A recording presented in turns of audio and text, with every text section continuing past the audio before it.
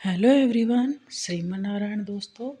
आपके अपने चैनल हर दिन कुछ नया में आपका बहुत बहुत स्वागत है। तो आज हम इस वीडियो में बात करेंगे श्री अघन बृहस्पति व्रत कथा यानी कि महालक्ष्मी महात्म कथा, जो कि गुरुवार को पढ़ने वाला है। अघन माह के गुरुवार को माँ लक्ष्मी जी की पूजा की जाती है, अर्चना की जाती है और माँ लक्ष्मी जी को प्रसन्न करने हेतु अनेक उपाय किए जाते हैं। तो आज हम महालक्ष्मी जी की व्रत कथा सुनेंगे। तो चलिए वीडियो को शुरू करते हैं। श्री अघन बृहस्पति व्रत कथा या श्री महालक्ष्मी जी की व्रत कथा के श्रवण और पठन करने से दुख दरिद्रता दूर हो जाती है। श्री महालक्ष्मी माता की कृपा से सुख संपत्ति ऐश्वर्य प्राप्त होता है। मन की सभी इच्छाएं पूरी होती हैं। श्री महालक्ष्मी माता के अनेक रूप तथा नाम हैं।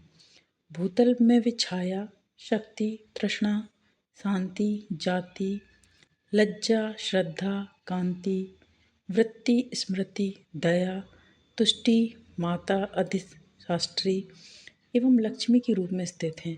उन्हें हम प्रणाम करते हैं।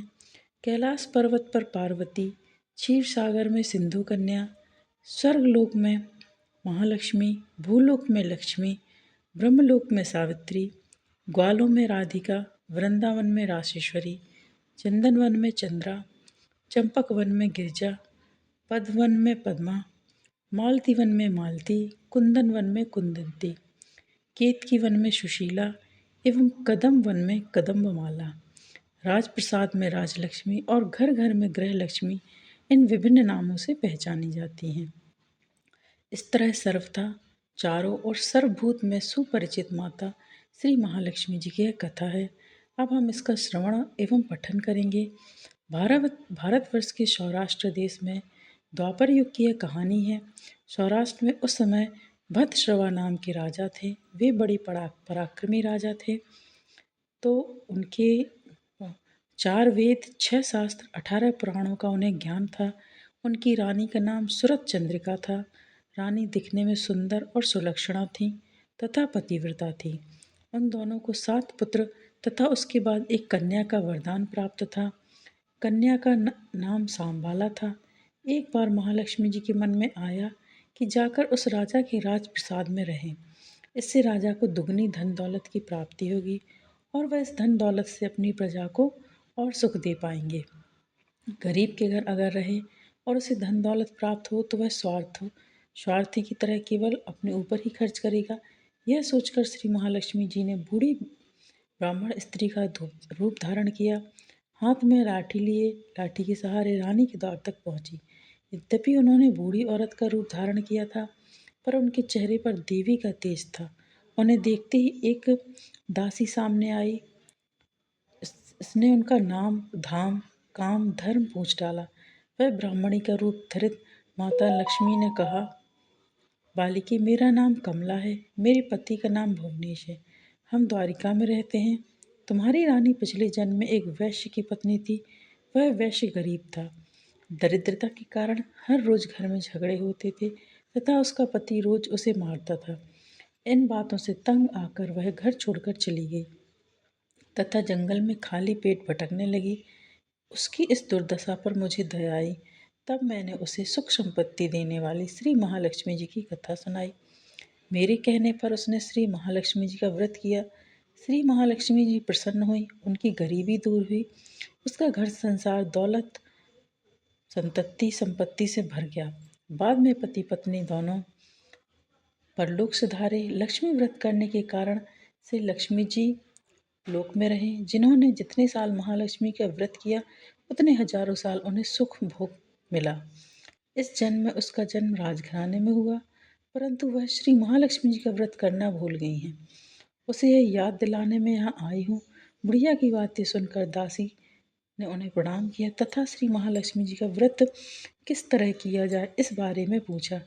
बुढ़िया रूप धारण किए हुए श्री महालक्ष्मी माता ने दासी को पूजा की विधि तथा महत्व बताया। इसके बाद वह दासी माता को प्रणाम कर रानी को बताने अंदर चली गई। राजवैभव से रहते हुए रानी को अपने ऐश्वर्य का बहुत घमंड हुआ था। संपत्ति तथा अधिकार की वजह से वह उन्मुक्त हो गई। दासी द्वारा बताई गई बुढ़िया की बातें सुनकर वह आग बबूला होकर राजद्वार पर आकर बुढ़िया रूपी श्री महालक्ष्मी पर बरस पड़ी। उसे यह मालूम नहीं था कि श्री महालक्ष्मी माता बुढ़िया का रूप धारण किए द्वार तक आई हैं। परंतु रानी का इस कदर रूखा बर्ताव तथा अपना अनादर देखकर माता ने वहाँ ठहरना ठीक न समझा। वे वहाँ से चल पड़ी। राह में उन्हें राजकुमारी सांबाला मिली। उन्होंने सांबाला को सारी बात बताई। सांबाला ने अपने ओर से श्री महालक्ष्मी माता से क्षमा मांगी। माता को उस पर दया आई। उन्होंने सांबाला को श्री महालक्ष्मी व्रत के बारे में बताया। उस दिन अघन मार्गशीर्ष माह का पहला गुरुवार था। सांबाला ने परम श्रद्धा से श्री महालक्ष्मी का व्रत रखा। फलस्वरूप राजा सिद्धेश्वर के पुत्र मालाधार से उसका विवाह हुआ। वह धन दौलत ऐश्वर्य वैभव से माला माल हो गई। पति के साथ ससुराल में आनंद से दिन बिताने लगी। इधर इधर श्री महालक्ष्मी जी का रानी पर प्रकोप हुआ। फलस्वरूप राजा भद्रश्रवा का राज एवं राज कारोबार नष्ट हो गया। वहाँ तक कि खाने के लाले पड़ गए। ऐसी हालत में एक दिन रानी ने राजा से निवेदन किया, हमारा दामाद इतना बड़ा राजा है, धनवान है, ऐश्वर्यशाली है, क्यों ना उसके पास जाएं, अपना हाल उन्हें बताएंगे, वह जरूर हमारी मदद करेंगे। इस बात पर राजा भद्रश्रवा दामाद के पास रवाना हुए। राज्य में पहुंचकर एक तालाब के किनारे थोड़ी देर विश्राम लेने के लिए ठहरे। तालाब से पानी लेते आते जाते दासियों ने उन्हें देखा। उन्होंने विनम्रता से उनकी पूछताछ की। जब उन्हें यह मालूम हुआ कि वे रानी सांबाला के पिता हैं, तो दौड़ते हुए जाकर उन्होंने रानी को सारी बात बताई। रानी ने दासी के हाथ राज परिधान भेजकर और उन्हें बड़े ठाट बाट से उनका स्वागत सत्कार किया, खान पान करवाया। जब वे लौटने लगे तो सोने की मोहरों से भरा घड़ा दिया। राजा भद्रश्रवा जब वापस लौटे तो उन्होंने देखकर रानी शरतचंद्रिका खुश हुई। उन्होंने सोने की मोहरों से भरे घड़े का मुंह खोल दिया, पर हाय भगवान, घड़े में धन के बदले कोयले मिले। यह सब श्री महालक्ष्मी जी के प्रकोप से हुआ। इस प्रकार दुर्दशा में और कई दिन बीत गए। इस बार रानी स्वयं अपनी कन्या के पास गई। वह दिन अघन माह का अंतिम गुरुवार था। सांबाला ने श्री महालक्ष्मी जी का व्रत किया, पूजा की, अपनी माता से भी व्रत करवाया। इसके बाद रानी अपने घर आई। श्री महालक्ष्मी जी का व्रत रखने से उसे फिर से अपना राजपाट, धन दौलत, ऐश्वर्य प्राप्त हुआ। वह फिर से सुख शांति आनंदमय जीवन बिताने लगी। कुछ दिनों बाद राजकन्या सांबाला अपने पिता के घर आई। उसे अपने घर देखकर शरतचंद्रिका को पुरानी बातें याद आ गईं। यह कि सांबाला ने अपने पिता को घड़ा भर कोयला दिया था और उसे कुछ भी नहीं दिया था। इसी कारण सांबाला को पिता के घर आने पर उसका कोई आदर आतिथ्य नहीं हुआ, बल्कि अनादर हुआ। पर उसने इस बात का बुरा नहीं माना। अपने घर लौटते समय उसने पिता के घर से थोड़ा नमक ले लिया। अपने घर लौटने पर उसके पति ने पूछा, अपने मायके से क्या लाई हो? इस पर उसने जवाब दिया, वहाँ का सार लाई हूँ। पति ने पूछा, इसका मतलब क्या हुआ? सांबाला ने कहा, थोड़ा धीरज रखें, सब मालूम हो जाएगा। उस दिन सांबाला ने सारा भोजन नमक डाले बिना बनाया और परोसा। पति ने खाना चखा, सारा खाना नमक के बिना था, इसलिए स्वाद न आया।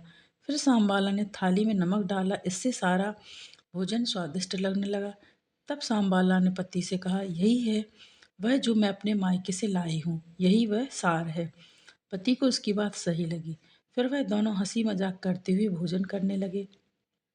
कहा गया है कि इस तरह जो कोई श्रद्धा भाव से श्री महालक्ष्मी जी की पूजा करे, उसे माता की कृपा अवश्य प्राप्त होती है।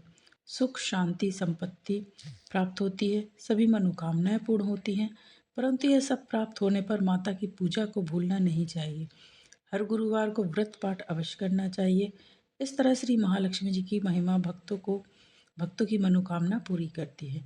इस प्रकार श्री अघन बृहस्पति व्रत कथा या श्री महालक्ष्मी जी की गुरुवार की कथा संपूर्ण होती है। तो ये महालक्ष्मी जी की अघन माह की कथा है। यदि आपको ये आज का वीडियो पसंद आया है तो वीडियो को लाइक कीजिए, शेयर कीजिए अपने दोस्तों के साथ, अपने परिवारजनों के साथ, ताकि उन तक भी ये कथा पहुँचे और वो भी इसका श्रवण कर सकें। और यदि आप चैनल पर नए हैं तो चैनल को सब्सक्राइब कीजिए, साथ ही बेल आइकन को प्रेस कीजिए। इससे ये होगा कि मैं कोई भी वीडियो अपलोड करूँगी तो उसकी नोटिफिकेशन आपके पास पहुँच जाएगी।